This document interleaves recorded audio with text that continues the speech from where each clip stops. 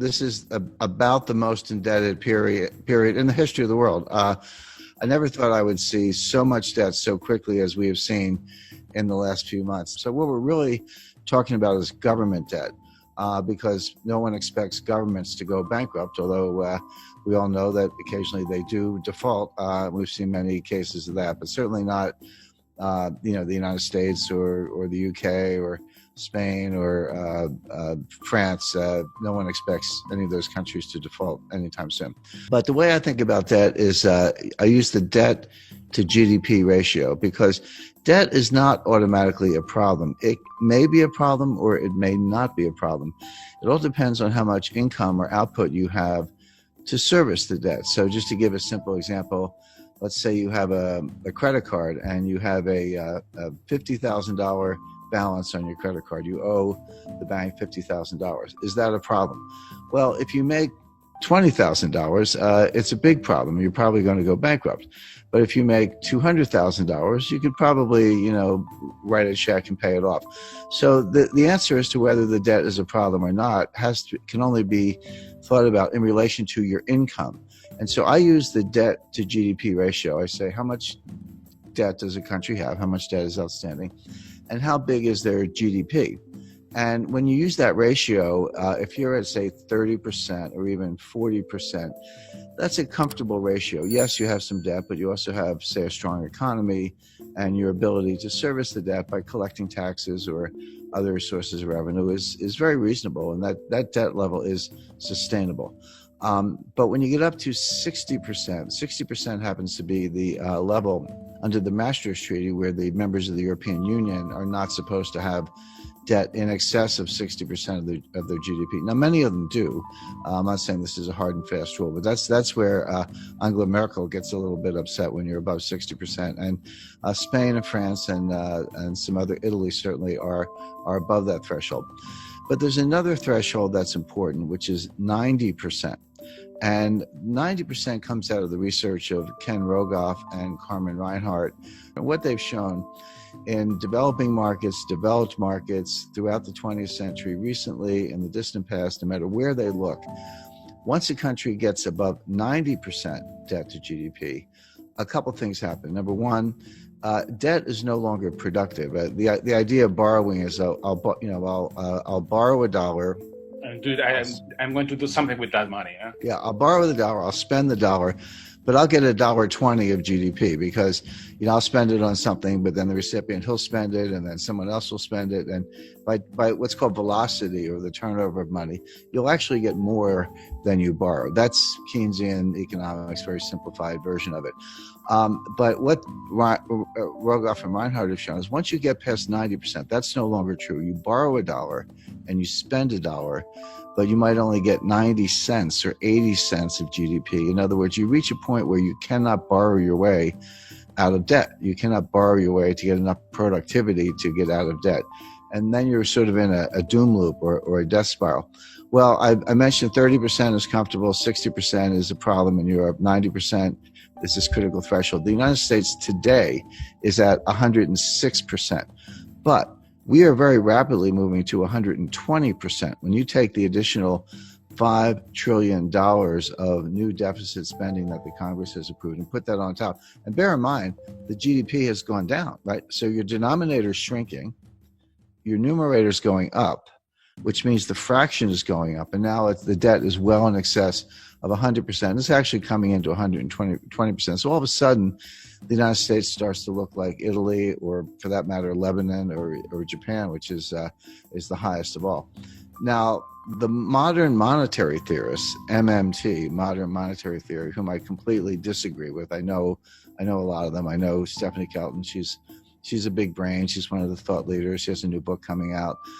They say, so what? They say it doesn't matter. That you can take your debt to GDP ratio to not only 100%, but 200%, or in theory, even 300%. It just doesn't matter for two reasons. Number one, you can always print the money to pay off the debt. By the way, everything I'm talking about does not apply if you're borrowing in a different currency. If you're Argentina and you print, pesos, but you're borrowing in dollars, that's a problem because you can't print dollars. But of course, the United States can print dollars. The ECB can print euros. Bank of Japan can print yen. And if that's the currency of your debt, just print up the money. What's the problem? And they have other solutions. If inflation starts to take off, just raise taxes. I'm not so sure about that. You borrow yourself into oblivion, you get inflation, and you think you can tax your way out of it. That doesn't sound like a very good way to go. But the bottom line is that all the countries, starting with the United States, but all the major developed countries, are now in these sky high and rising debt to GDP ratios. Now, the question is, what's going to happen next? Interest rates are extremely low. The central banks have made them low. So the debt service is not that great. The debt is huge. But if you're only paying, a fraction of 1%, it's not as if you're incurring a lot of interest expense, which of course adds to the deficit. So that's the first thing. We don't have inflation. People who say that, the money printing that the central banks are doing to buy the debt, which they are, is inflationary. That's not true. That's a kind of gross misunderstanding. Comes out of Milton Friedman, et cetera. It's not true. What does cause inflation is velocity, which is the turnover of money. People lose confidence in money, and they spend it, and someone else gets it and they spend it. Everyone's spending it because they want to run into hard assets, land, gold, silver, fine art, real estate, et cetera, or just buy a car because they think the price is going up, or a refrigerator, whatever it is. If you get that kind of velocity, inflation can happen very quickly. And we saw this in the late 1970s. So the real warning is not that any of these countries are going to default on their debt. They're not going to default on their debt because they can print the money. The danger is inflation. Now, if you said, do I see inflation right now? Absolutely not. We're going to see deflation, which is a different kind of danger. Deflation causes debt defaults because Japan has been trapped into that for 30 years. Yeah, and Japan's been in a depression, in my view, since 1990. My view, the U.S. has been in a depression since 2007. We're in our second lost decade. Japan's entering their fourth lost decade. But it's as if all the countries in the world are getting more and more like Japan. I had a meeting with Saki Kibara-san. He was very famous in the 1980s. He was known as Mr. Yen. He was an assistant finance minister in Japan, but he was called Mr. Yen. But very smart guy, very nice guy. And I confronted him on this. I said, Saki Kibara-san, your debt keeps going up and your debt to GDP ratio is sky high and your GDP is kind of flat. And he said, yes, but you're missing one thing. He said, our population is going down, which is true. So on an overall basis, they're flat, but on a per capita basis, their GDP is actually outperforming.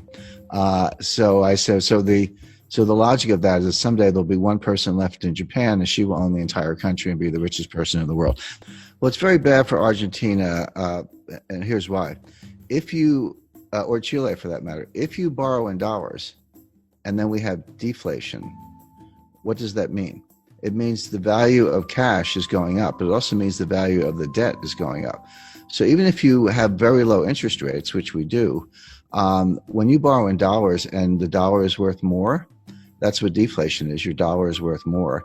That means your debt is also worth more, meaning you owe more debt in real terms. The nominal debt's the same. So if you borrow 100 million, you owe 100 million. That doesn't change. But if you have deflation, so that the 100 million is actually more valuable. See, this hasn't happened since the 1930s. People don't understand. No one alive has really lived through a strong deflationary period. A lot of us have experience with inflation. We had it in the United States in the late 70s, and you're right, Argentina's had it on multiple occasions, and we can name other countries. People have a sense of what to do in inflation, but no one alive has experienced serious deflation since the 1930s. And if you did, you're 95 years old today. So people don't really understand it. But one of the things it does, it makes the real value of debt go up. So in real terms, you owe more money.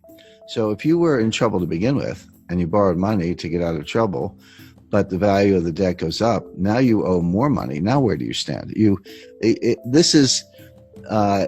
may not show up in interest payments, but every dollar becomes more and more difficult to get. The dollar's worth more. So what it means is that you see a strong dollar. Now, your local currency could be weaker against the dollar. That's true. That could help exports. It could help tourism. So, there's no tourism right now.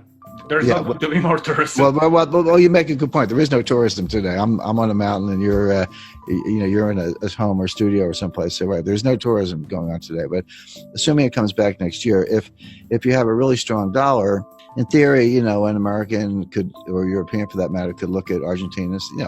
I've been to Argentina many times. It's one of the most beautiful countries in the world, and nice people, great restaurants. So, but it could look kind of like a bargain to somebody with a very strong currency. Sure. But that's not really Argentina's problem. Argentina needs more high-tech industry, more high-value-added industry. It needs to break out of what's called the middle income trap, where you get to a certain point, but you can't get past that point because you can't just do it with assembly style manufacturing jobs.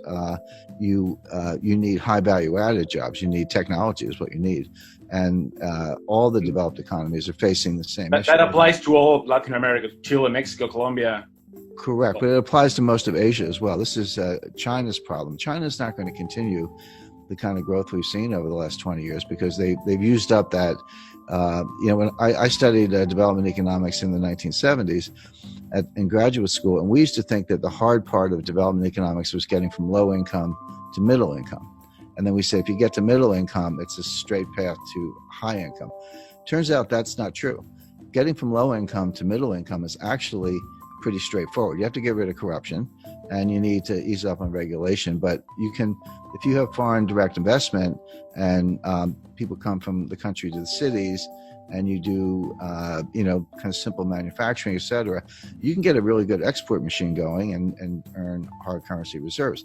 So that part's easy. The hard part is getting from middle income to high income, because it turns out you can't just do more of the same. You actually need more high value added. You need technology today, and that's what I would advise every country to be working on, including Argentina, where the Argentina has a very very highly educated workforce. I mean, Argentina would be a good case to why don't we make iPhones in Argentina instead of China, and we're going to bust up. The United States is going to bust up the supply chain to China. We're going to shut over time. Won't happen overnight, but we're going to pull those factories out or shut them down and move them elsewhere. So the question is, if I were advising any developing economy, I would say, how can I become a supplier to the United States? If they're going to get rid of China, which we are for a lot of reasons, I'd want to be in the list. And we're actually looking at Jordan as a country that could make cell phones.